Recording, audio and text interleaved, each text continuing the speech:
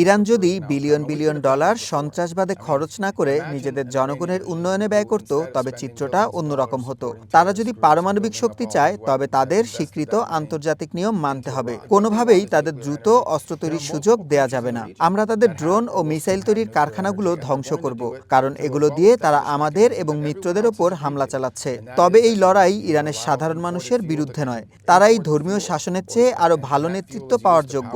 একই সাথে হরমুজ প্রণালী যে কোনো উপায়ই হোক খোলা রাখা হবে। হয় ইরান আন্তর্জাতিক আইন মানবে, নয়তো আমরা মিত্র দেশগুলোকে নিয়ে সামরিকভাবে তা নিশ্চিত করব। পরিশেষে নেটোর বিষয়ে বলতে চাই, বিপদের সময় স্পেনের মতো সদস্য দেশগুলো যখন আমাদের ঘাঁটি ব্যবহার করতে দেয় না এবং তা নিয়ে বড়াই করে, তখন এই জোটের কার্যকারিতা নিয়ে আমাদের অবশ্যই নতুন করে ভাবতে হবে।